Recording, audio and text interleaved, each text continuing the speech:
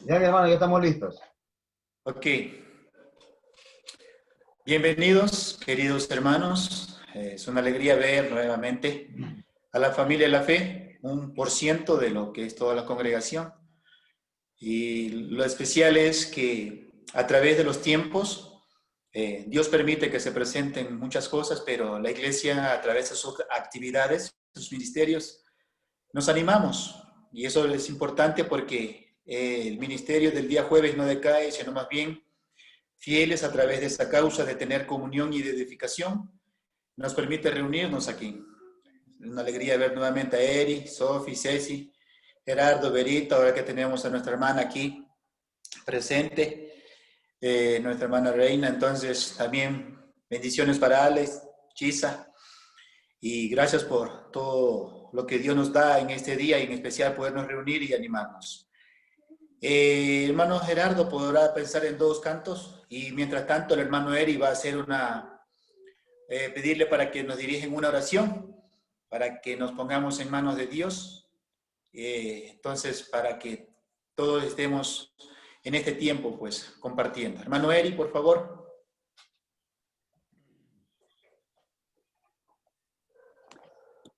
Oremos, oremos.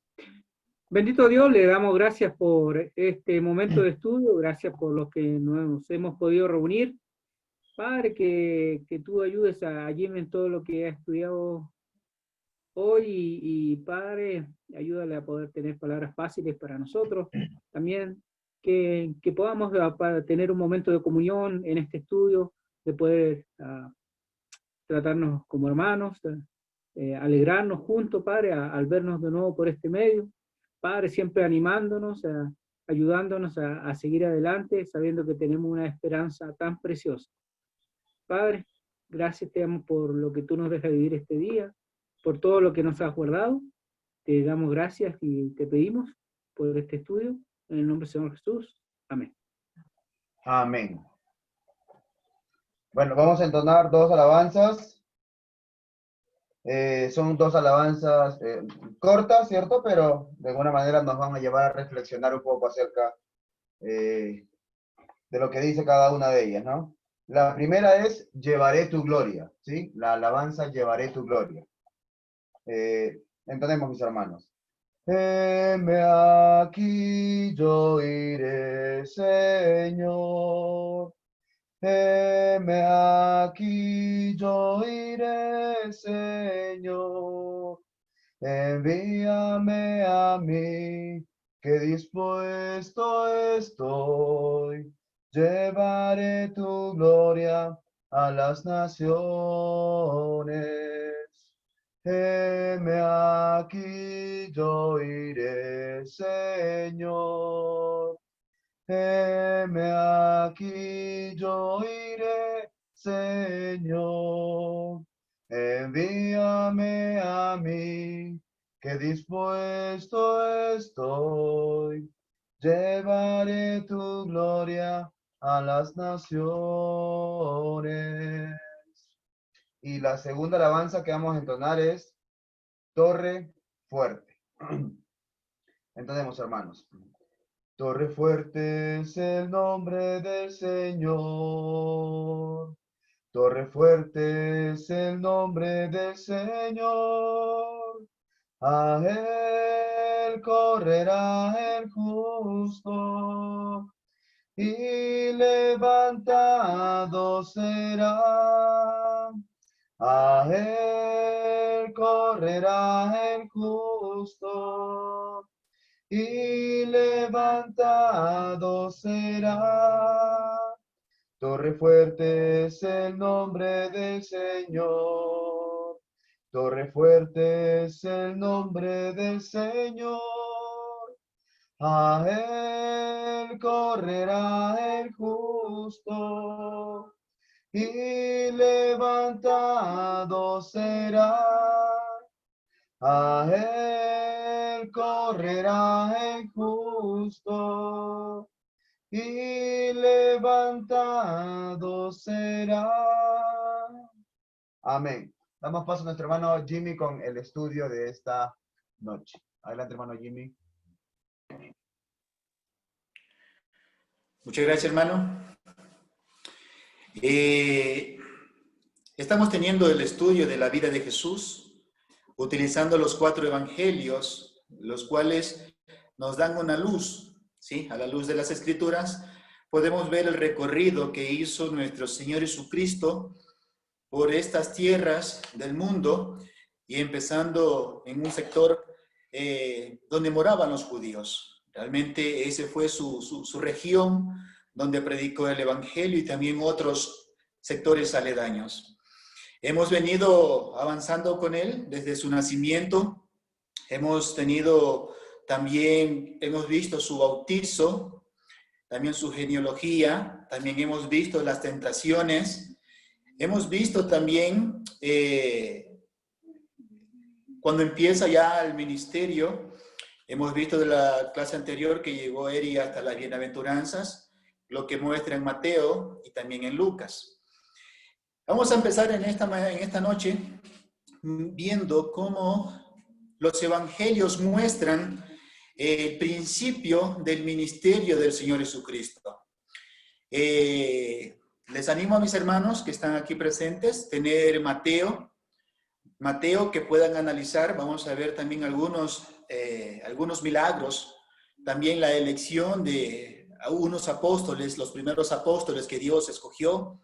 En ese ministerio tenemos Mateo capítulo 8 hasta el capítulo 10. Tenemos capítulo 8, 9 y 10 de Mateo. Tenemos también Marcos capítulo 1, ¿sí? Si quieren escribir está bien.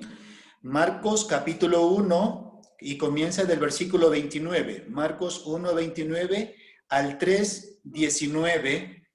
Y tenemos el otro libro y las citas como referencia, Lucas, capítulo 4, verso 14, al capítulo 9, verso 6. ¿Por qué le doy yo estos textos?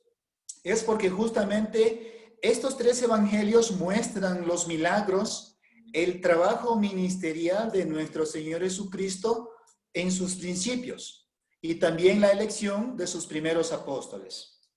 Pero antes de entrar a esos milagros y a esa labor de él, vamos a ver lo que nos dice Mateo. Ahora sí escogemos los 4 evangelios. Mateo, Marcos, Lucas y Juan. ¿Cómo lo presentan? ¿Cómo presentan el principio del ministerio de nuestro Señor Jesucristo? Vamos a ver Mateo, el primer libro. ¿Sí?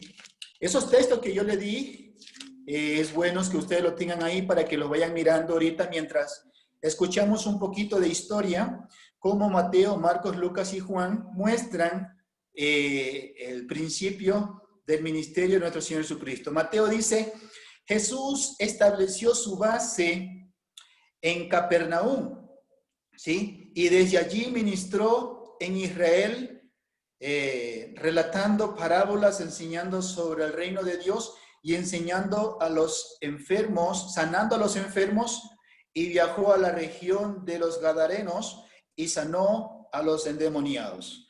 Entonces, pero empezamos con Mateo capítulo 4, versos 12 y 13. Vamos a recordar un poquito sobre cómo este autor de este libro presenta el principio del ministerio de Jesucristo. Mateo capítulo 4, verso 12 en adelante.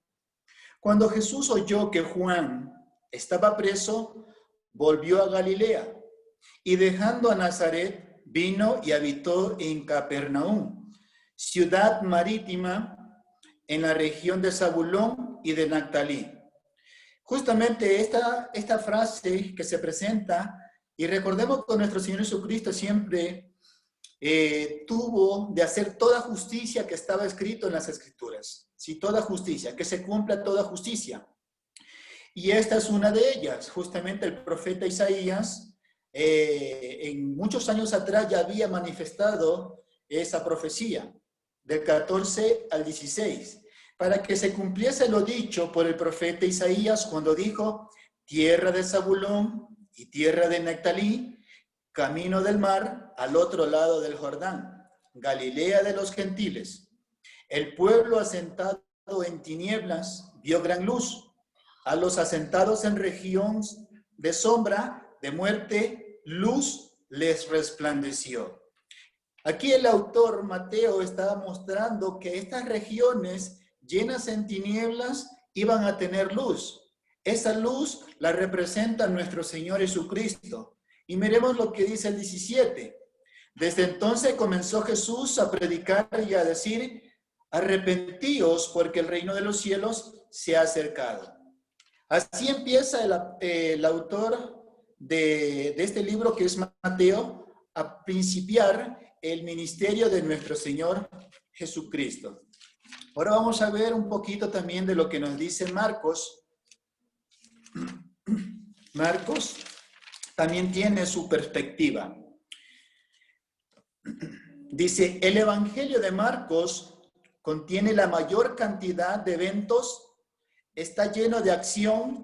La mayor parte de esta acción se centra en Galilea, donde Jesús comenzó su ministerio en Capernaum.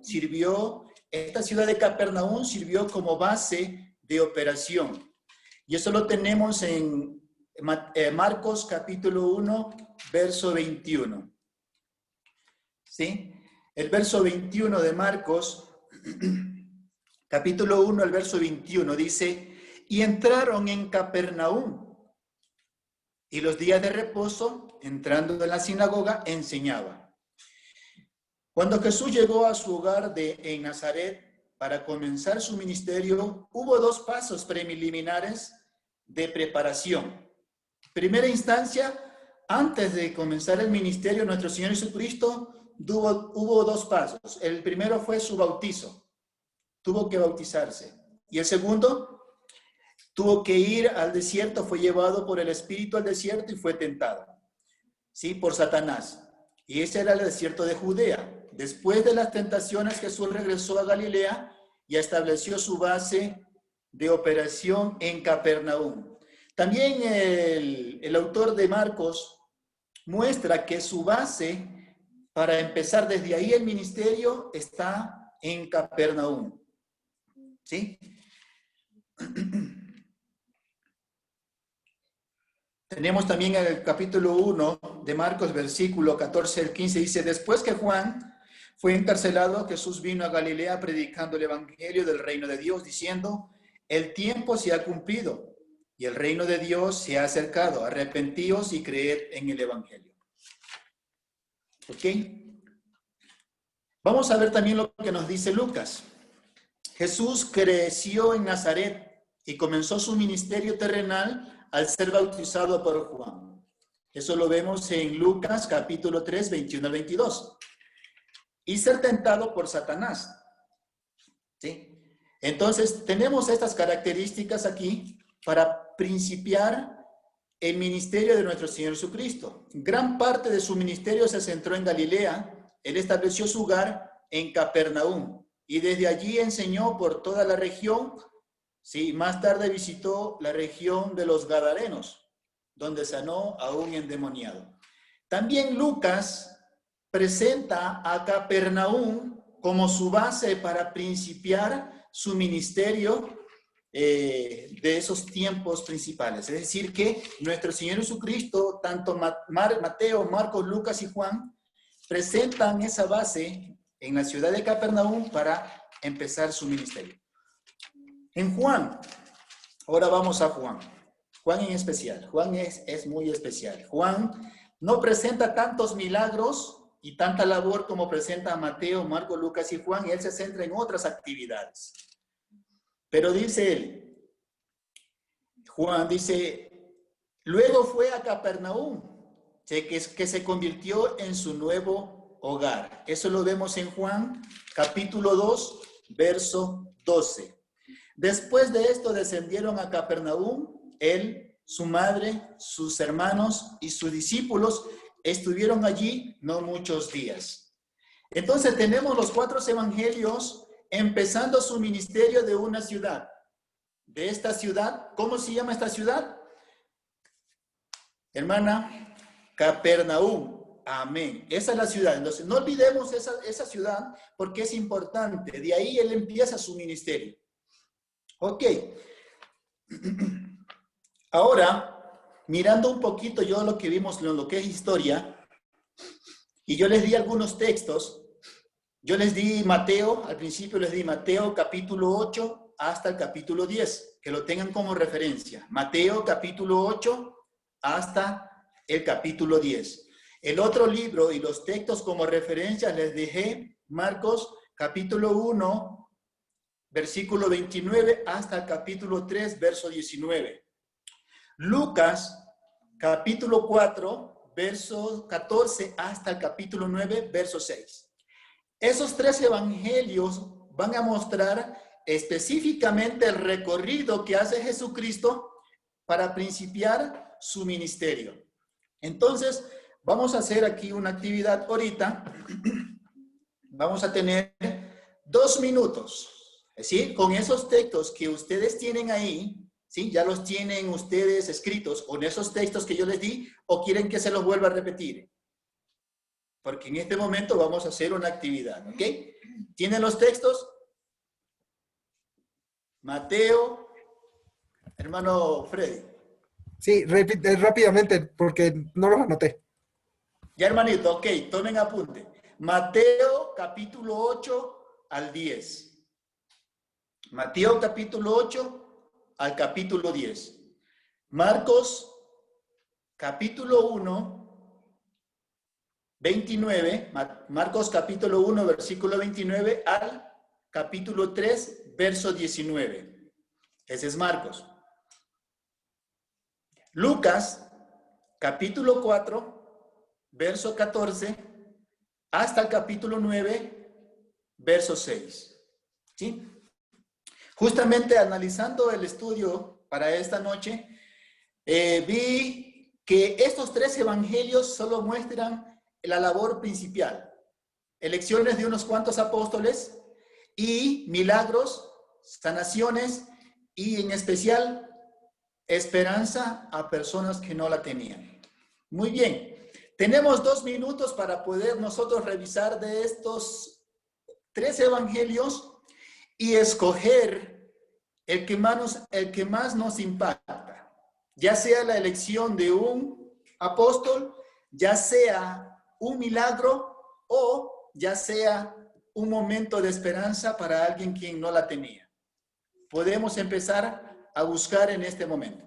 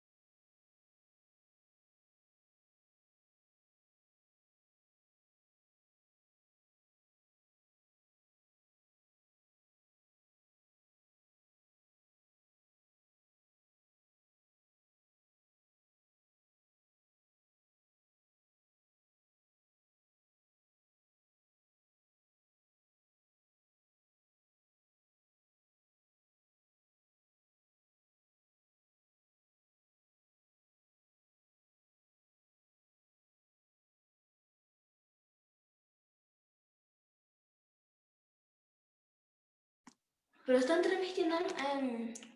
Muy bien, estamos aquí ya nuevamente, habiendo meditado y analizado esos textos, más bien mirando los títulos, porque a la verdad el libro de Mateo, Marco, Lucas y Juan son uno de los libros más leídos por los cristianos. Hemos tratado y analizado los milagros de Jesús, hemos tenido como referencia de un tema o textos bíblicos sobre estos milagros de él. Y también hemos tenido temas sobre la elección de sus apóstoles, como tenemos a la elección de Pedro, tenemos de Leví, que es Mateo, etc. Ahora, pasamos a la actividad. Hermano Freddy, de estos milagros que usted ve en estos versículos y en estos capítulos, ¿cuál es el que más le impacta a usted? ¿Y el por qué? Ya, a mí me impactó cuando sana al leproso en Marcos, ¿Ya? que él le dice que no le diga a nadie, sino que vaya y se muestra al sacerdote para testimonio de ellos, pero él sí empezó a publicarlo y dice, de manera que Jesús ya no podía entrar abiertamente en la ciudad, sino que se quedaba afuera, en los lugares desiertos, y venían a él de todas partes. Entonces, eso es lo que más me impactó porque veo que Jesucristo, nuestro Señor Jesús, quería, más que sanar enfermos, el poder que lo escucharan, el poder predicar la palabra. Y él tenía la suficiente misericordia y tenía el poder y la misericordia para sanarlos y no dejarlos sin sanación. Y a pesar de que él quería que lo escucharan, tenía la misericordia para sanar y aunque él sabía que de esa manera se le iba a complicar más el tema de la predicación porque ya no iba a poder entrar tan fácil a las ciudades por la cantidad de multitud de gente que, que lo seguía por enfermedades o dolencias.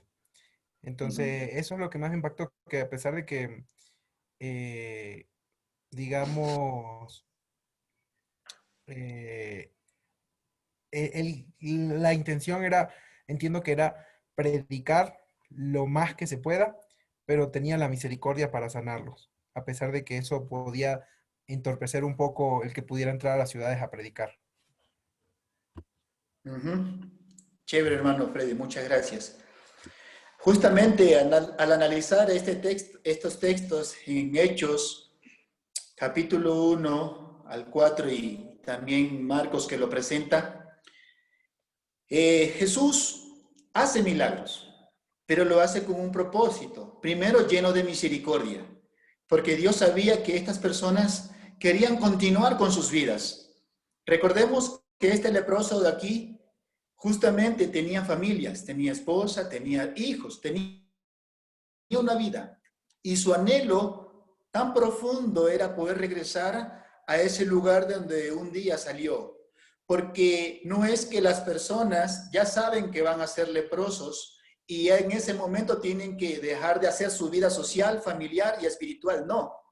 Uno emprende un camino. Se casa, tiene hijos, tiene una vida social y hasta espiritual. Pero este señor, hablándolo porque uno de los temas muy resaltados, Jesús conocía el corazón de este leproso y justamente a mí también me impacta mucho porque la misericordia de Dios es tan grande porque Él discierne los corazones y Él sabe la necesidad que tiene este hombre. Por eso es la pregunta.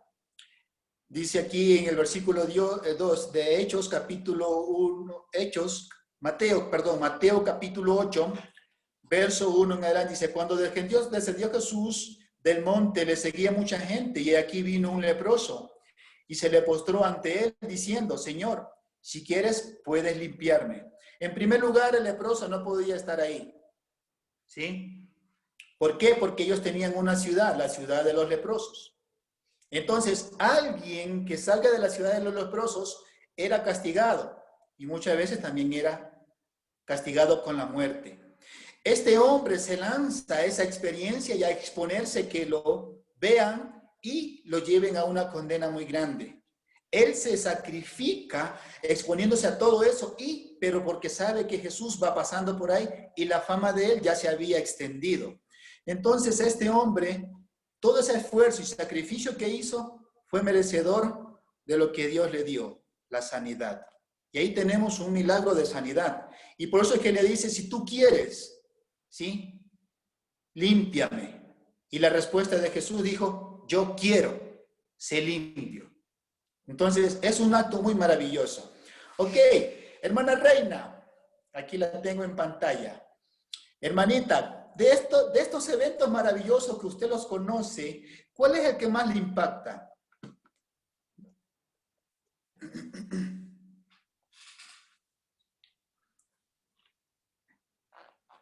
Su micrófono. Gracias, hermano.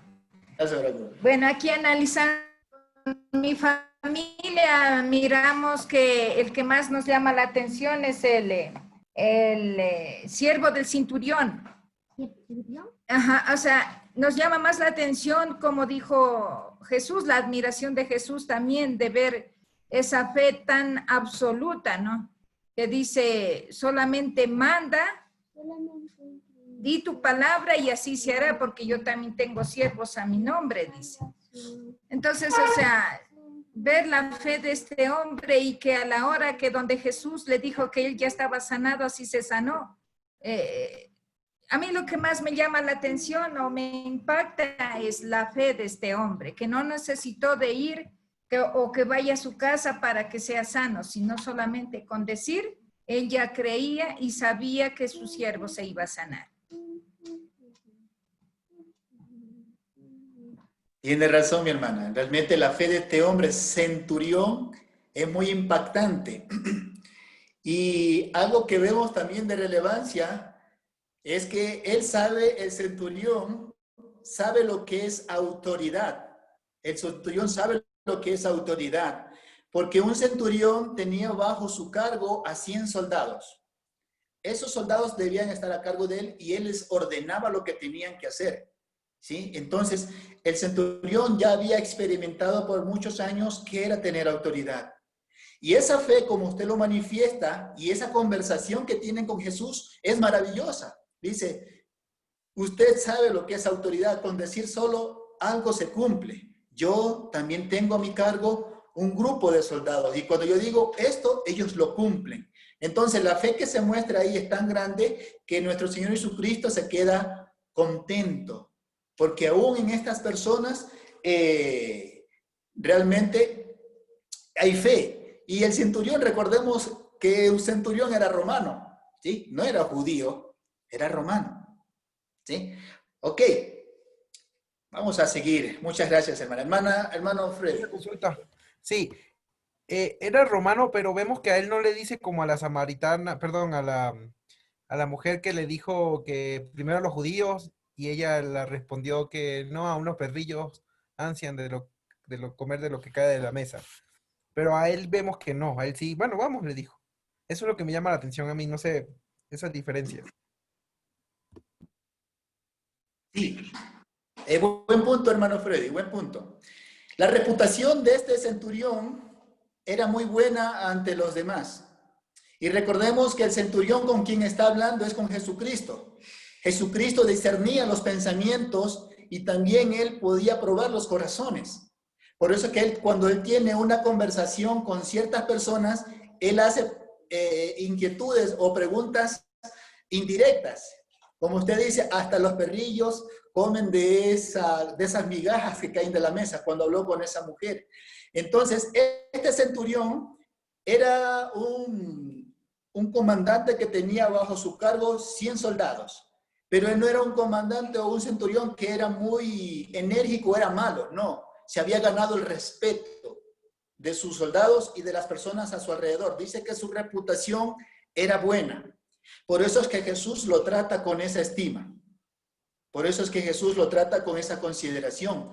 Y también se puede ver reflejado en la vida que él ha tenido de consideración, de ser un hombre justo, pero también sensible a las necesidades de sus soldados y de los demás, que no ser una persona abusiva, a pesar de ser romano y que podía estar sobre los judíos, no aprovechaba ese poder. Jesús conocía las acciones de él, por eso es que lo trata de esa manera.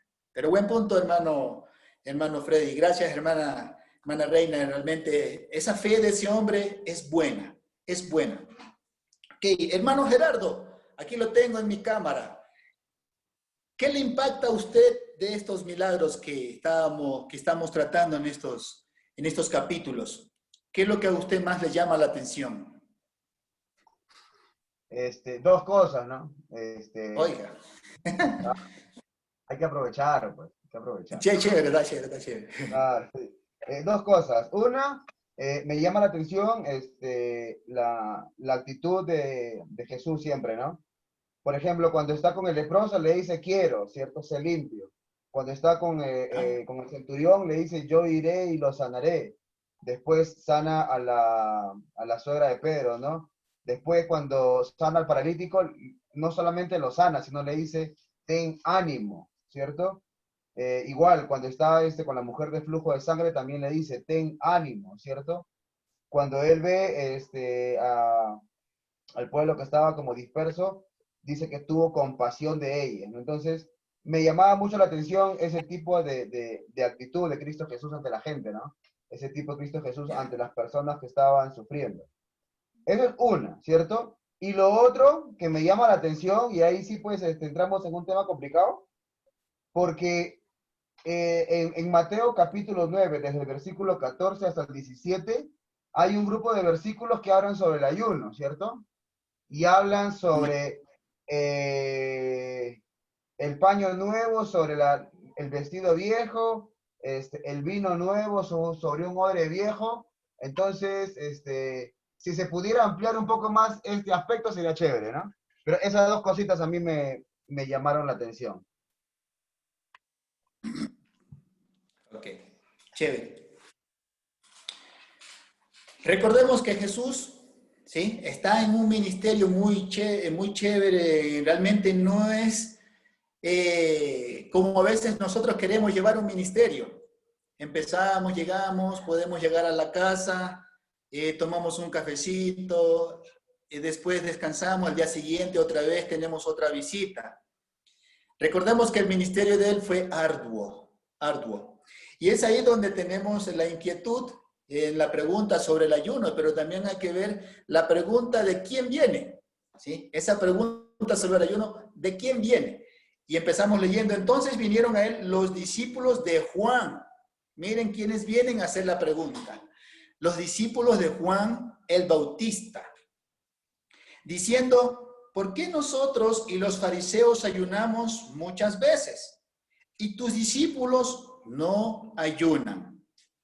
Jesús le dijo, ¿acaso pueden los que están de bodas tener luto entre tanto que el esposo está con ellos? ¿Sí? Está con ellos, tanto que el esposo está con ellos, pero vendrán días cuando el esposo les será quitado y entonces ayunarán. Vamos por ese espacio primero. Cuando Jesús está hablando en términos espirituales, ¿sí? En términos espirituales. Está hablando ahí porque justamente ya después el apóstol Pablo, ¿sí?, en Efesios habla que el esposo es Cristo y la esposa es la iglesia, ¿sí? Eso lo vemos en el capítulo 5 de Efesios. Entonces, ¿quiénes deben hacer ayunos? Los que no estaban con el esposo, los que tenían esos principios. Pero en este momento, a quien les están recalcando sobre ese tema, uno, a Jesús. Dos, sus discípulos, haciéndole esa referencia. Pero él les da un tema.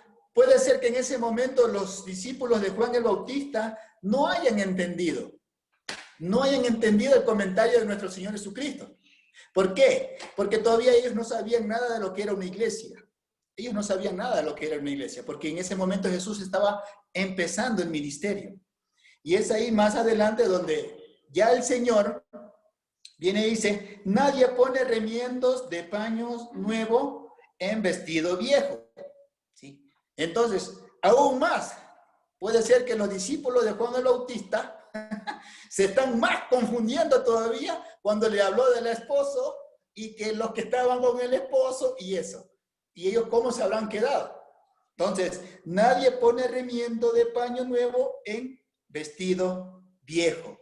¿Pero por qué? Porque todo esto iba a venir algo nuevo, ¿sí? Algo nuevo iba a venir. Jesús lo comprendía. Puede ser que ni hasta siquiera los apóstoles que estaban con Jesús, ¿sí?, lo podían entender. Pero ¿cómo? Y después dice, porque tal remiendo tira del vestido y se hace peor la rotura. Todas las cosas iban a ser cambiadas porque venía algo nuevo, venía un mejor pacto, una mejor promesa, ¿sí? Pero las cosas antiguas que estaban siendo sobrellevadas, las querían llevar con ese mismo rudimento.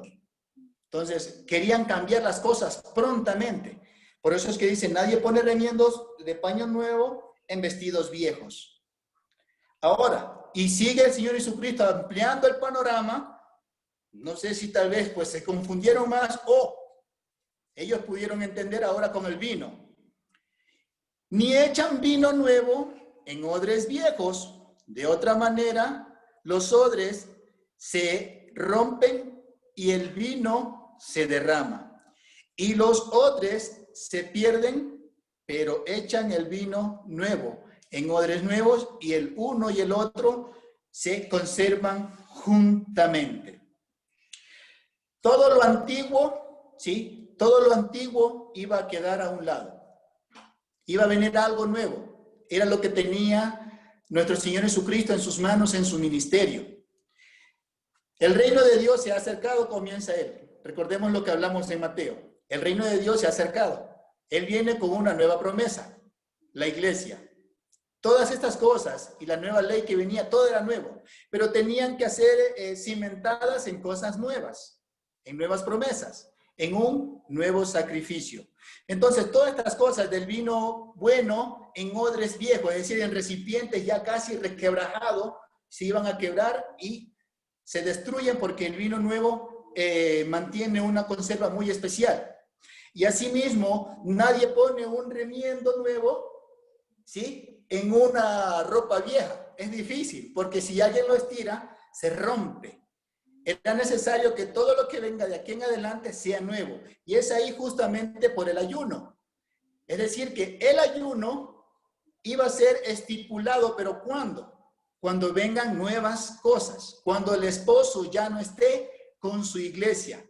Se iba a decir cómo tenía que ser direccionado el ayuno. Pero cuando venga la promesa de la iglesia, los rendimientos, los estatutos, las ordenanzas, de todo lo nuevo que traía Cristo para la iglesia. Ahí podían unir todas las cosas espirituales en promesas de nuestro Señor Jesucristo. En este momento no podemos decir, ¿por qué no hacen esto? Bajo esto que es antiguo, que era la ley. No podían todavía poner algo nuevo en cosas viejas, no. Tenía que ser todo nuevo. Nuevas promesas, la iglesia, nuevos rudimentos, nuevos mandamientos y con un enfoque diferente al que se traía antes. Ese era un pequeño bosquejo de lo que podíamos expandir, pero si alguien quiere ampliarlo, los hermanos Gerardo, hermano Eric, que quieren decir algo más, chévere fuera, pero justamente Jesús le está hablando de los tiempos. Mientras Él está construyendo algo nuevo. No lo puede poner ahorita en algo que ya está por caducarse, la ley. Tiene que venir algo nuevo, que era después de la resurrección, la ascensión, la venida del Espíritu Santo, y se comenzaba un ministerio para empezar la iglesia. Y vinieron nuevos mandamientos. Ahí sí vino a cimentarse lo que es el ayuno, porque el punto del tema de los discípulos de Juan era el ayuno. Ahí sí vinieron a restablecer, pero en nuevas bases y en bases firmes, que era Cristo. Eso es, mis hermanos. Ok.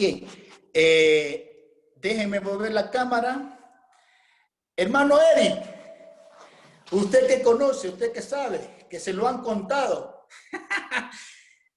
O la hermana Cecia, o Sofi, ¿qué les ha gustado? ¿Qué les ha impactado de eso que ustedes han podido ver en el ministerio, empezando de nuestro Señor Jesucristo? Bueno, es que ya nos ganaron, ya habíamos elegido con Ceci, no hablamos, pero habíamos elegido también lo del centurión. Y también a Ceci le había, no sé qué otra más le había gustado también. Bueno, a mí me llamó la atención bastante cuando dice Jesús que el Espíritu del Señor estaba sobre él para ungirle, para dar buenas nuevas a los pobres. Y él pues empezó a sanar, dice, a los quebrantados de corazón, a los ciegos. Y empezó su ministerio haciendo muchos milagros. Y sin embargo, mucha gente no viendo todo lo que hacía, empezaban a decir, ¿y no es este el hijo de José? O sea, eso me llama la atención. ¿Cómo es que la gente es tan incrédula? Porque veía todos los milagros que Jesús hacía. Y sin embargo, no creyeron en él. Y como él dice, él mismo dijo, ninguno es profeta en su propia tierra. Eso me llamó la atención, la ingratitud de la gente, así como es hasta ahora, ¿no? La gente no cree. Viendo todo lo que Dios hizo, pues, no cree. Amén, hermana Ceci, amén. Muchas gracias por su comentario. No todo es color de rosa, ¿no? Realmente también hubo ese otro grupo que no creyó. Por eso ahí es que nace el comentario, nadie es profeta en su propia tierra. El Señor Jesucristo fue a predicar donde Él creció, donde Él tuvo sus experiencias, sus amistades, sus vecinos, y no le dijeron, no eres tú el hijo de José, no eres tú el hijo del carpintero, entonces, y cosas así como comentarios de discriminación, pero no se dieron cuenta que tenían a alguien especial entre ellos. Realmente es un buen punto, hermana. Quiere decir que en el ministerio de la reconciliación, en este mundo, no todos van a creer, aunque se les predique, ¿sí? No todos van a creer. Es decir, que va a haber una porción que sí cree y obedece y recibe el Espíritu Santo y las promesas, las herencias que tenemos con Cristo. Pero va a haber otro porcentaje que no cree. Pero también hay aquí ese porcentaje. Me acuerdo que cuando llegó a donde los gadarenos y Jesús, haciendo su buena obra, saca a los endemoniados, porque dice que nadie podía transitar por ahí. Pero cuando esos demonios le dicen, ¿sabe qué? Está bien, sácanos, pero mándanos a ese hato de cerdos. Cuando Jesús los saca, se fueron allá. Dice que ese hato de cerdos se fueron al voladero y cayeron y se murieron esos cerdos. Los que estaban cuidando a los cerdos se fueron al pueblo, regresaron con una multitud y le pidieron a Jesús, no, por favor, no entres, no vengas acá. Por favor, retírese. De esa manera. Entonces Jesús, queriendo hacer una obra buena, para ellos no fue tan agradable. Se enfocaron en sus ganancias que tenían en los cerdos, pero no pudieron ver que Él pudo haber hecho muchas cosas mejores en sus vidas. Si alguien tenía necesidad, solo le pidieron que salga de esa ciudad. Va a haber en ese grupo también van a estar esas personas, ¿sí? Pero también hay otro grupo que es especial y el que sí cree. Y ese es el que estamos viendo aquí, como decía Eric, que habían escogido también el centurión. También tenemos a la mujer de flujo de sangre. También tenemos a la hija de Jairo. Recordemos las palabras que le dijo el Señor Jesucristo a Jairo. Solo cree. Solo cree. Y es ahí donde se nos hace difícil nosotros llegar a esa instancia de decir, solo cree. Cuando estamos pasando momentos difíciles o tenemos que enfrentarnos a una operación o tenemos que enfrentar un COVID y la palabra dice, un hermano y viene y te dice, solo cree. Wow. Pero un consejo de una medicina, una agüita, una hierbita, esas agüitas de viejas, pero de una medicina, una paracetamol de 1 gramo, y solo me dice, solo cree. Wow. Entonces, pero esa palabra es importante. Porque a la hija de Jairo, ¿sí? Le resultó porque el papá creyó, solo cree. Y cuando regresó a su casa, un alboroto porque la niña estaba muerta. Y las palabras de Jesús, ella no está muerta, solo duerme. Ella no está muerta, solo duerme. Y la palabra que retumbaba en la mente de Jairo era, solo cree. Solo cree. Y yo creo que por eso todavía nosotros los que estamos aquí reunidos seguimos teniendo la gracia de Dios, porque creemos en Él. Aunque las cosas no se vean lindas como antes, como uno piensa, ¿no? Aunque las cosas no se vean maravillosas o se pinten como se pintaban antes, estamos aquí porque creemos en Dios. Solo creamos. Solo creamos. Ok. El hermano Alex Chiza estará por ahí.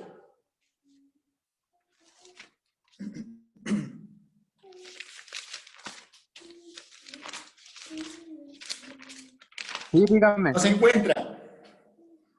Muy bien, yo los quiero llevar, mientras Alex se conecta, yo los quiero llevar Aquí a estoy. Lucas. Ahí está. Hola Alex, un gusto de escucharte, hermano. Buenas noches. Buenas noches. Los textos que di, Alex, de esos textos, de esos milagros que Jesús comenzó a principiar en su ministerio, ¿qué fue lo que más te impactó? Cuando sana a los leprosos, en Lucas, cuando toditos, o sea, le esperan cuando pasaba por Samaria y Galilea, o sea, eran muchos leprosos, de los cuales Jesús los a todos y solo regresa a agradecerle yo uno. Y Jesús le pregunta, ¿y los demás? O sea, también al uno, bueno, al único que regresó a agradecerle, le dijo, hijo, vete, tu fe te ha sanado. O sea, podemos ver la perspectiva de que unos pueden ser agradecidos y otros no. Y simplemente pueden velar por su propio bienestar y no ver de dónde vino ese, llamémoslo bienestar, de dónde surgió, eh, de dónde fue tomado y cómo surgió, o sea, a quién verdaderamente debe darle la gloria y la honra.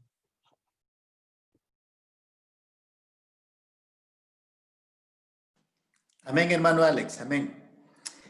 Realmente, ¿cómo se habrá sentido nuestro Señor Jesucristo, ¿sí? Al momento que sana a los 7 leprosos. Y justamente el que regresa no es judío, es samaritano. Pero este recibió otra bendición. Recordemos que los 7, cuando fueron sanados, recibieron esa bendición de sanación. Y le dijo, vayan y preséntense ante el sacerdote, como dice la ley de Moisés. Se fueron los 7, pero a uno sí le remordió la conciencia, decir, hey, falta algo. Mi gratitud, mi agradecimiento a alguien que hizo algo por mí. En ese momento dice que cuando ellos se iban yendo, su piel se iba transformando en una piel pura, limpia. Y recordemos que los milagros de Jesús no eran cualquier milagros. Cuando Él hizo el vino, ¿qué dijo las personas, los invitados? ¿Qué dijeron? Hey, cuando uno está en una boda, da el mejor vino al principio y el peor al final. Pero tú has hecho lo contrario, dice. Pero no se dieron cuenta porque el que hizo el vino, el milagro, era Jesucristo. Era un vino pero sabroso, finísimo. Por eso le dijeron eso, pero el dueño de la fiesta había hecho lo correcto, pero cuando Jesús intercede, el vino que él hizo era superior a todos los que él había adquirido para la fiesta. Es decir, que cuando estos leprosos recibieron ese milagro, la piel de ellos era limpia. Pero el que regresa era samaritano. ¿Y qué segunda bendición recibió este hombre? Tu fe te ha salvado. Vete en paz. Al único que recibió esas palabras de ánimo y de esperanza. Los otros 6 no lo recibieron. Yo los quiero llevar ahorita a Lucas, capítulo 7, verso 11 al 17, y se los voy a leer. Y vamos a ver la actitud que tuvo Jesucristo, y esa es la actitud que Él tiene durante todo este ministerio. Lucas, capítulo 7, verso 11 al 17.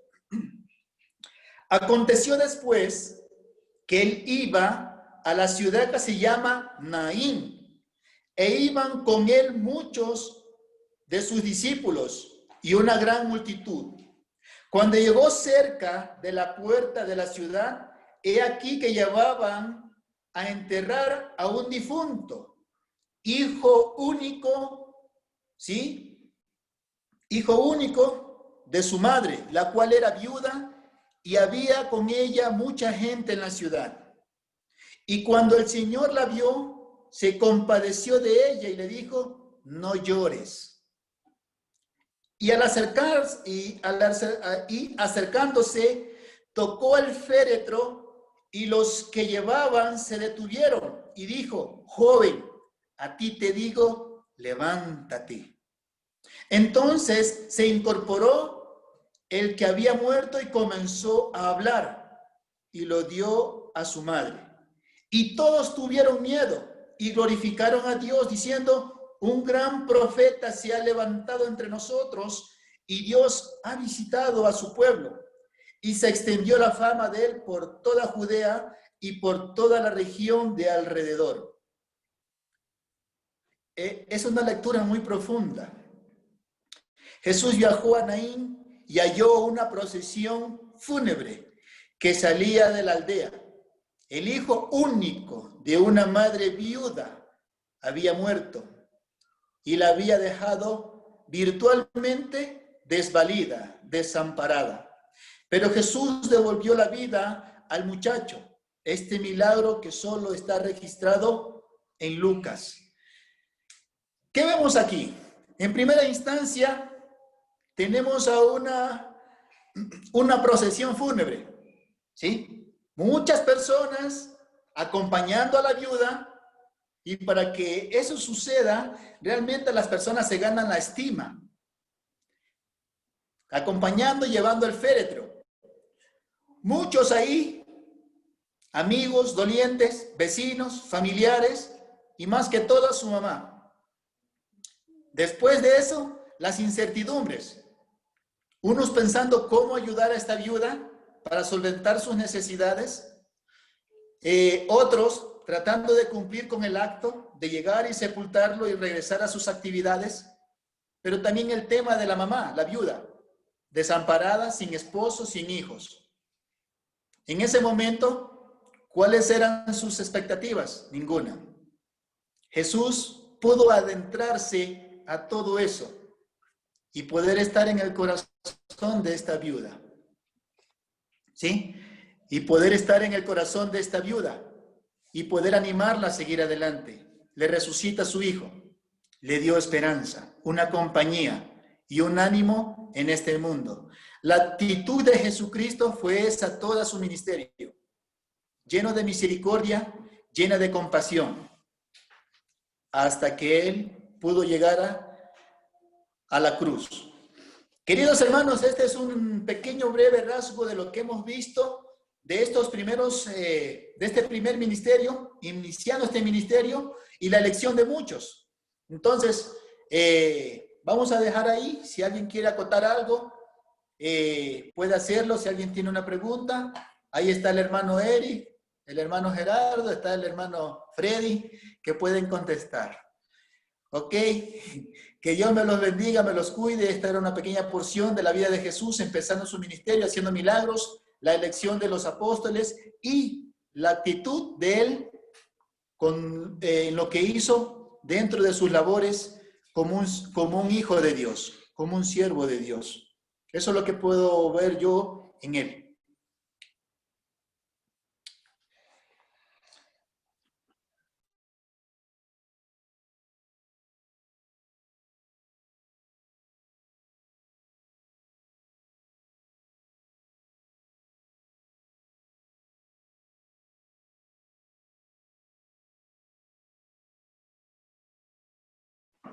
Ok.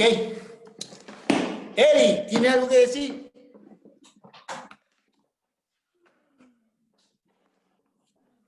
Nada tengo que decir. Todo bien. Todo bien, chévere. Una pregunta para que conteste, Freddy. Bueno, en ese caso el joven, veo que el que resucitó al final, dice, ahí sí lo trata como muerto, mientras que en otros los trata como que dormidos. Entonces veo esa diferencia. No sé si porque los que eran dormidos eran jóvenes, niños o muchachos, y es diferente al otro, el del féretro, que sí dice muerto. Exactamente. Sí. Este era un caso ya diferente porque ya lo habían velado, ya había pasado su tiempo de ceremonia para poderlo despedir. Entonces era difícil decir, no está muerto. Entonces Jesús llega y como ya sabe que hicieron todo esto, lo levanta de la sepultura, ¿sí? De la muerte. Sí está. Es más una palabra que, bueno, que está en desuso, Ujú. o algunos le llaman eufemismo, creo, si no me equivoco, de decir cuando una persona estaba muerta, está durmiendo, porque también tenían la esperanza que un día resucitara. Eso lo puede ver ahí en Tesalonicenses, si no me equivoco, y también en 1 Corintios 15. Yo pensaba que era algo así, pero no, o sea, solamente me lo imaginaba, no sé, que cuando un Deja, niño ¿sí? o niña partía, porque entiendo que la muerte es separación de Dios, ¿no? Separación de como tal, el acto de separar. Sí, Entonces, veía separación. Sí, la muerte es separación. entonces un niño o niña que parten, no Sí, es que se separan. separación del cuerpo y del espíritu. Ah, ya. Ya, yo lo veía que era como que íbamos a una separación completa de Dios, entonces los niños entiendo yo que no es que van al infierno, por ejemplo, o no van a ser condenados, es lo que he entendido yo. Entonces por eso veía que a los niños o niñas no se les trata como muertos, sino como que solamente están en un momento de espera hasta que vayan al lado de Dios, no sé, algo así como que entendía. Y en cambio uno adulto, ya si uno se separa, o sea, no muere o parte del mundo sin haber sido salvo por la misericordia de Dios, entonces entiendo que sí ya es una separación por completa y sí se le nombra como muerto. No sé, algo así, estaba pensando que era ese asunto. Sí, realmente cuando hablamos de muerte, hablamos de separación. Es una separación del cuerpo al espíritu. Se separan los dos. El polvo vuelve al polvo y el espíritu de donde salió. Eso es muerte. Es verdad, como dice Eri, que en las escrituras muestran ciertos rasgos cuando dice uno duerme, a veces dice muerto, pero justamente analizando ese tema, cuando le dice Freddy dice de la niña, cuando le dice no está muerta, duerme, le está diciendo, Jesús entendía, todavía su espíritu y su cuerpo no están separados, ¿sí? Porque ahí le dice, hey, levántate. Entonces, ella lo que estaba en ese momento dormida porque el propósito de Dios es que a través de Cristo se levante. Pero hay eventos donde sí habla de muerte, que hay separación del espíritu y del cuerpo, ¿sí? Recordemos a Lázaro. Lázaro sí estaba muerto también, ese sí estaba muerto, ¿sí? Pero cuando ya Jesús le da la orden que se levante y venga, le dio la orden a que su espíritu regrese a su cuerpo y se levante. Entonces, esos son temas espirituales donde Jesús da autoridad. Con autoridad dice, levántate. Pero es que su espíritu regrese a su cuerpo y que se levante. Porque justamente al entender el tema de la muerte es separación. Y justamente al momento que el apóstol Pablo, un ejemplo, cuando dice en Tesalonicenses que los muertos en Cristo duermen, ¿sí? Como los otros que no tienen esperanza. Le está dando un ánimo a la iglesia de Tesalónica. Pero en ese término le está dando un tema de esperanza porque ellos duermen, porque se van a levantar un día cuando venga Jesucristo por segunda vez. Mas los otros se levantarán, pero para separarse eternamente. Esos sí van a morir eternamente. Se levantan solamente para juicios, los que no tienen esperanza. Entonces, es un tema que también podemos ampliar para poderlo tratar y ver los puntos y los espacios y también las palabras que usan los autores de los libros y por qué la usan.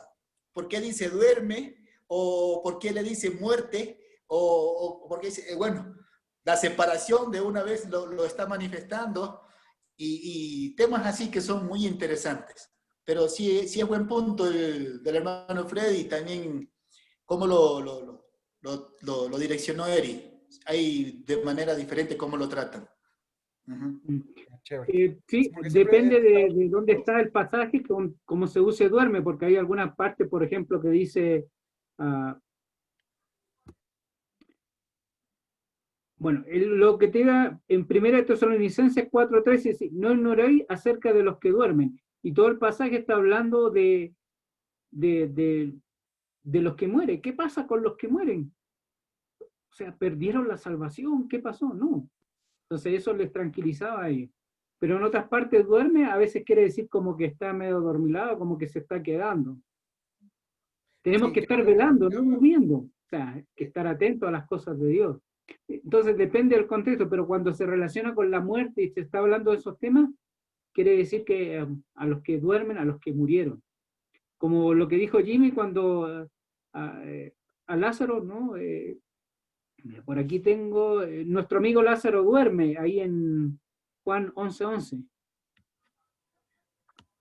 Entonces depende de cuánto, pero cuando se está hablando sobre la resurrección, sobre la muerte, de lo que yo puedo ver, siempre se trata como que está dormido, que está muerto. Yo tengo una pregunta.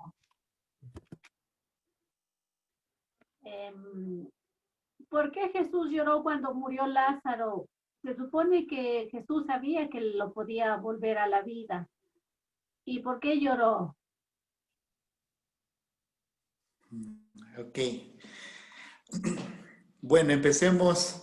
Son temas, ven nomás esas preguntas capciosas de la hermana Cecia. ¿Por qué lloró Jesús? La bien buena pregunta, hermana Ceci. Eri, ¿por qué lloró Jesús? Ok.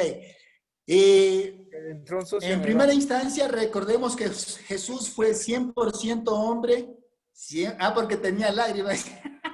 Hermano Freddy, buen punto, buen punto. Recordemos que Jesús fue 100% hombre, 100% Dios. ¿Sí? Y porque las Escrituras manifiestan que Jesús venció al pecado, pero como hombre.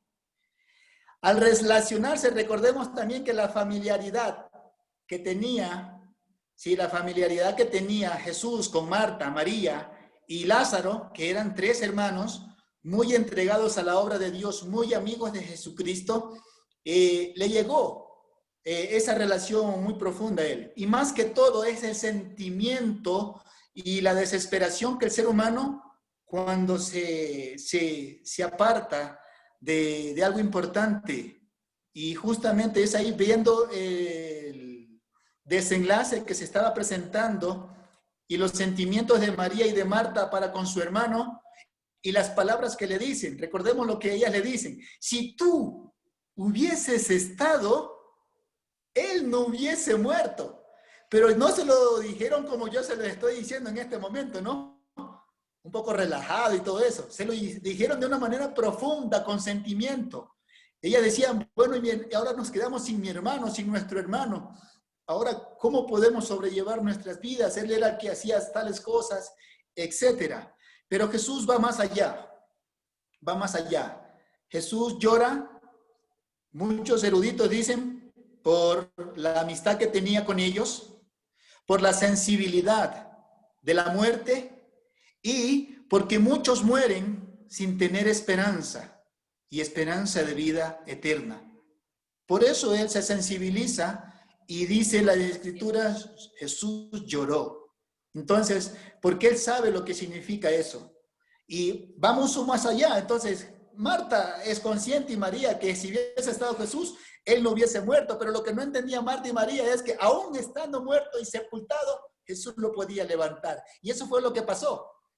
Y justamente muchos lo vieron. Y como decía también la hermana Ceci, unos creyeron, otros no creyeron, aún viendo ese milagro. Pero Jesús lloró. Realmente solo él sabe en su ser el por qué lloró. Solo Él sabe en su ser por qué lloró. Porque los eruditos de las Escrituras solo lo que hacen es especular y profundizar sobre ciertos temas, pero solo Él supo en su interior por qué lloró. Porque como decía la hermana Ceci, ya lo iba a resucitar. Ya lo iba a resucitar. Él tenía el poder, pero solo Dios, Jesús sabe, y los eruditos lo que hacen es mencionar ciertos comentarios de los que le mencioné. Cuando el hombre muere sin esperanza y sabe dónde va, al infierno. Cuando vemos el dolor de un ser querido, que es triste la muerte.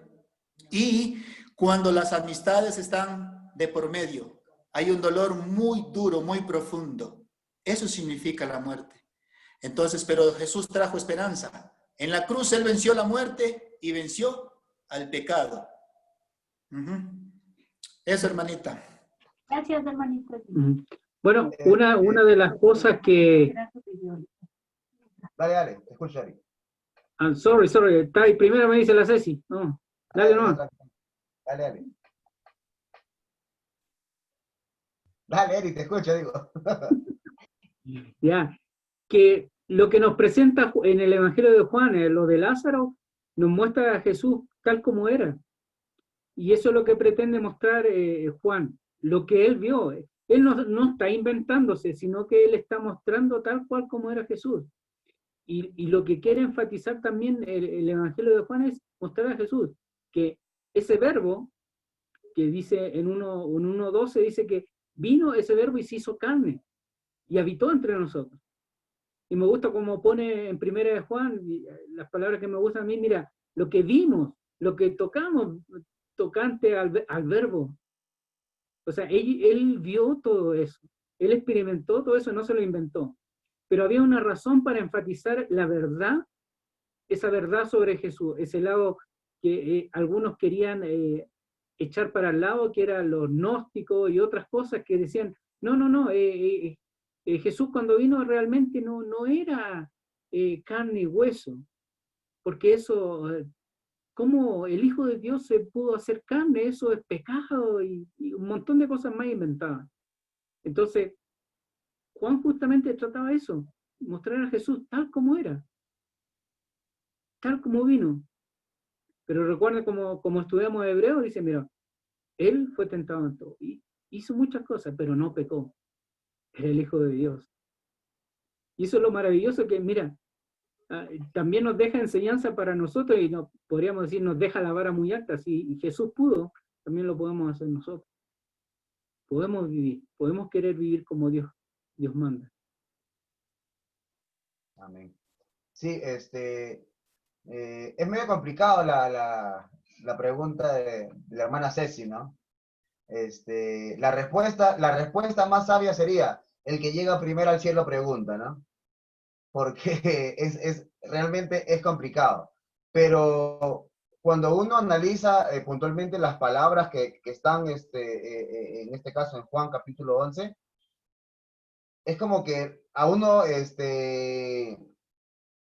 no lo lleva a un entendimiento definitivo, al contrario, hasta como lo puede hacer pensar mucho más todavía.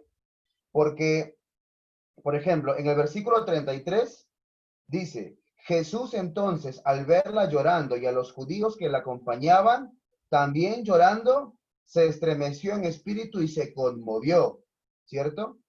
Y es interesante porque cuando uno lee las palabras o ve el significado de las palabras que son usadas aquí, cuando dice que se estremeció en espíritu, una de las formas en que esta palabra también es traducida es se indignó, le dio iras, se enojó. Es interesante, ¿no? Pero es una de las traducciones, de una de las definiciones de estas palabras. Y cuando dice que se conmovió, también muchas veces esta palabra se traduce como enojo. Entonces, por eso le decía, ¿no? Es una pregunta que cuando uno ve un poco más al detalle esta definición de las palabras, no es que se confunda más, sino que se pregunta más, ¿no? Si Jesús se enojó entonces en ese momento, ¿por qué se enojó? Y si estaba enojado, ¿por qué lloró? Porque, y ahí uno se puede poner a filosofar, ¿no? ¿Por qué lo hizo? O sea, Cuando uno lee en el idioma español, lo primero que se le viene a la mente a uno es una persona, ¿cierto? Que va y que está en un duelo de alguien cercano, en un velorio de alguien cercano, pues uno también le duele, pues, ¿no? Y uno también llora como las otras personas. Pero cuando uno analiza estas palabras, uno como que ahí se pondría a pensar, ¿habrá sido esto realmente lo que le pasó a Jesús? ¿Por esto habrá sido que lloró? Particularmente no creo que vaya por ese lado, ¿no? ¿Por qué se enojó? ¿Por qué se indignó? ¿Por qué se molestó? ¿Y por qué esa molestia le generó el llorar? Como les decía, ¿no? En algún momento todo se nos va a revelar, ¿no? En un abrir y cerrar de ojos, pero es una pregunta complicada de responder realmente el por qué puntualmente Jesús lloró en esa historia de Lázaro, ¿no?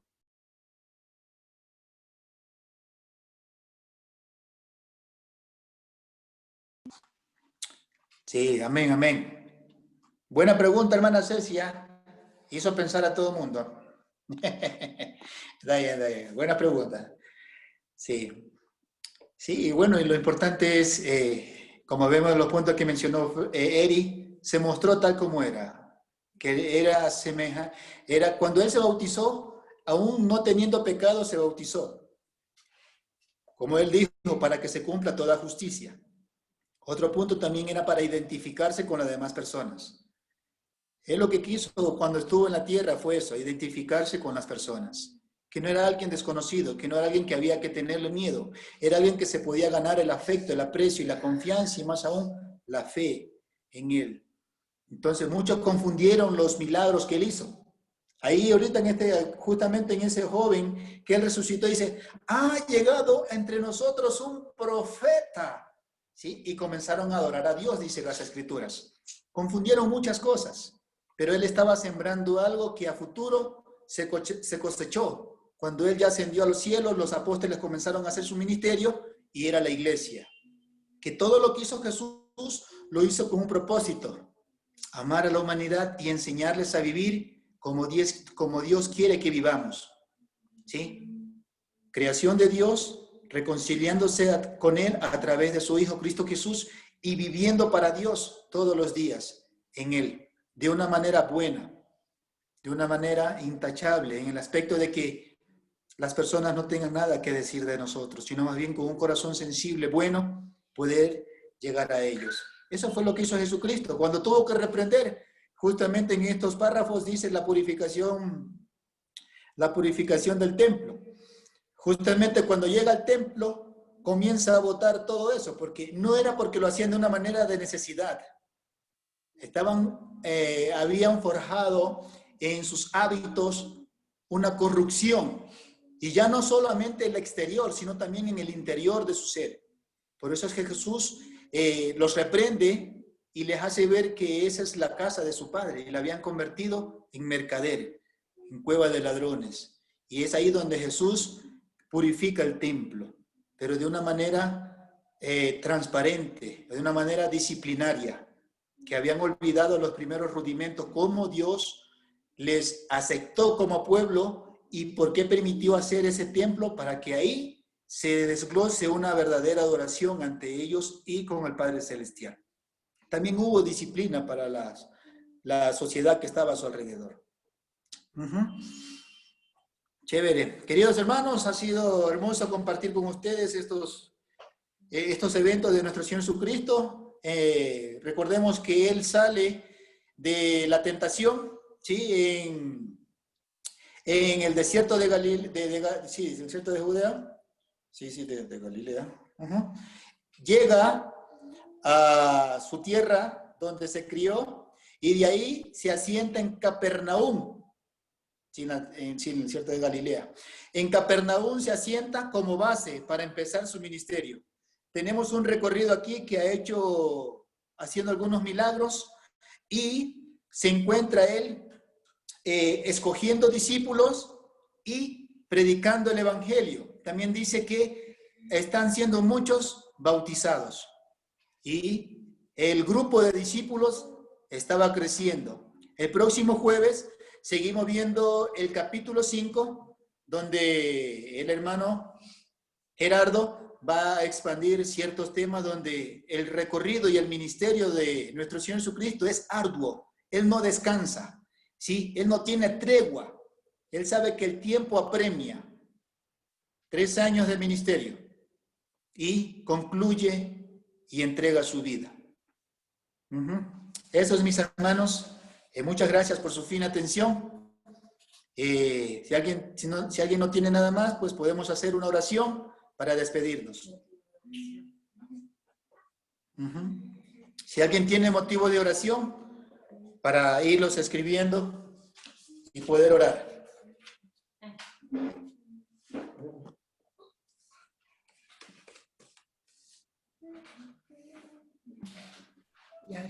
Hermano, pido por favor que oren por Carlos Cedeño. Oración por Carlos Cedeño para que salga de toda la vida que Carlos Cedeño,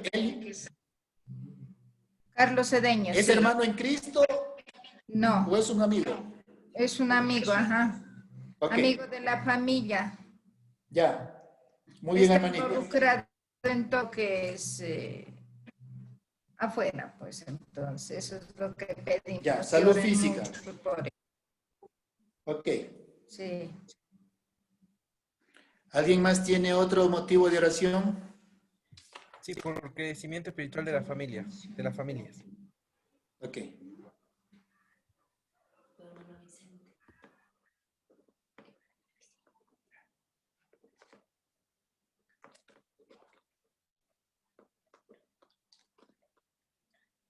Sí, también oremos, por favor, por el hermano Vicente Pachay, un hermano de Puerto Viejo.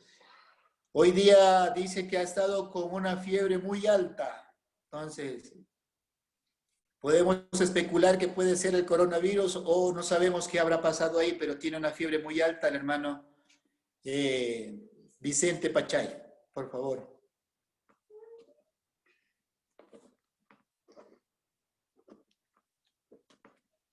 Ya. También en esas mismas circunstancias por la hermana Eva Ormaza, mi hermana en Quito.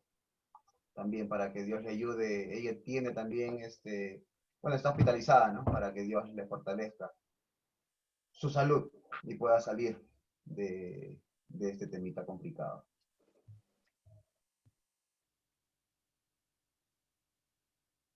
Muy bien. Chévere. Ok. Muy bien. Queridos hermanos, acompáñenme en orar, por favor. Oremos. Querido Dios y Santo Padre que está en los cielos, en esta noche le agradecemos por permitirnos, mi Dios, tener este tiempo de comunión y de edificación como hermanos. Poder, Padre, recordar ese ministerio maravilloso de su Hijo amado, nuestro Señor Jesucristo. No fue fácil para él, Padre bueno. Tuvo que enfrentar muchas dificultades, pero también, Padre, tuvo que sobrellevar muchas experiencias hermosas, personas adquiriendo fe en él, pudiendo aferrarse más a una vida buena a través de nuestro Dios. Y Padre, y una vez que él resucitó de entre los muertos, él pudo permitir, Padre, mejores promesas para la humanidad, Padre bueno. Realmente lo que él dejó plasmado en las Escrituras y ahora en nuestros corazones y pensamientos realmente sirven de mucho para que nosotros también podamos alcanzar la vida eterna. Si permaneciéramos, mi Dios, firmes en la fe y, Padre, pues siguiendo sus pisadas. Realmente podemos escudriñar toda la noche las Escrituras, Padre bueno, y realmente podemos alimentarnos de una manera muy linda y recordar todos los eventos maravillosos que él pudo transmitir, mi Dios. Pero gracias, Padre, por su palabra, que ya existe en muchos idiomas, y muchas personas, Padre, pueden ver lo que él hizo por la humanidad. Aunque hay muchos que no creen, Padre bueno, pero oramos y pedimos por ellos para que a través de su Espíritu Santo, mi Dios, usted sea quien les redarguya, les exhorte, les anime, les convenza de justicia, de pecado y de juicio. Así como un día, Padre, usted lo hizo con nosotros. Rogamos por ellos. Gracias, Padre, también por el hermano Juan. Padre, pedimos por su vida, pedimos por su salud, por sus actividades, que sea usted quien fortalezca su espíritu día a día, bendito Dios, lo acompañe en cada momento, Padre bueno. Gracias por tener misericordia de él y gracias, Padre, por acompañarlo día a día. Y gracias, Padre, porque su gracia no se desprende de su vida. También, Padre, por el señor Carlos Cedeño, pedimos, Padre, por su salud física, pedimos, Padre, también por sus familiares, pero también, Padre, pedimos por él, por su vida espiritual. Realmente, mientras estemos en este mundo, vamos a tener que pasar muchas necesidades. Por eso, Padre, pedimos por el señor Carlos Cedeño para que sea usted quien obre en él, lo cuide, lo protege y le haga ver a través de sus bendiciones que usted lo está llamando. Y también, Padre, poderle predicar el Evangelio para que él, pues, pueda ir esa semilla dando sus frutos a su debido tiempo. Gracias también, Padre, por el crecimiento espiritual de la familia. Gracias, Padre, por el deseo de nuestro hermano Freddy. Pedimos también por él, por la hermana Yogle, por sus niñas, por ese hermoso hogar, Padre bueno, y porque sea usted quien bendiga a sus seres queridos y que obre en sus vidas, Padre, y que también su espíritu sea quien los convenza de justicia, pecado y juicio. Y a nosotros, Padre, que estamos aquí en este camino, que nos permita, Padre, fortalecer nuestros espíritus y poder, Padre, seguir teniendo esa mirada puesta en nuestro Señor Jesucristo. Gracias por su amor, gracias por su misericordia, Padre bueno, para con nosotros y permitirnos seguir adelante. Por el hermano Vicente Pachay, mi Dios, está con una fiebre altísima, preocupado, sabiendo que estamos viviendo con un enemigo que no se puede ver, Padre, pero que muchas veces influencia nuestra salud. La quebranta, mi Dios, y nos permite estar un poco débiles. Pero, Padre, está en sus manos, es su Hijo. Gracias por tener también misericordia de él y acompañarle en estos momentos. Así también, Padre, con la hermana Eva Ormaza. Bríndele a ellos dos una salud que puedan seguir fortaleciendo, mi Dios, para que pueda contrarrestar su cuerpo, que puedan estar, Padre, bien alimentados, bien hidratados, para que puedan, Padre, soportar este mal que acecha nuestra salud, mi Dios. Pero gracias porque a pesar de todo aquello, mi Dios, usted nunca nos abandona. Y gracias por no abandonarles a ellos dos. Hermano Vicente, hermana Eva, y Padre, y por todo hermano que está pasando calamidades de salud física. Y también, Padre, pedirle por su creación que, aunque no le conocen todavía, aunque no han obedecido el Evangelio, hay un remanente allá afuera. Y pedimos, Padre, por ese remanente. Permítanos llegar a ellos y poderles hablar de usted. Gracias, mi Dios, por este tiempo chévere que hemos pasado, poder dialogar entre hermanos, poder animarnos. Y, Padre, pues, realmente dejamos todo en su divina misericordia. Somos sus instrumentos, somos sus siervos, anhelamos llegar al cielo un día, Padre bueno, pero mientras estemos aquí, permítanos tener esa actitud de nuestro Señor Jesucristo y poder conllevar nuestras vidas, nuestras familias, nuestros ministerios, y en especial, Padre, pues, esa relación con usted de una manera ordenada y decentemente, con sabiduría, con amor, Padre, y con diligencia. Queremos quedar en sus manos para descansar. Bendiga a mis hermanos. Conllévanos en esta noche y gracias, Padre, porque usted cuida de nuestras vidas. Y mi Dios, gracias por nuestro Señor Jesucristo. En Él oramos, Hijo amado. Amén.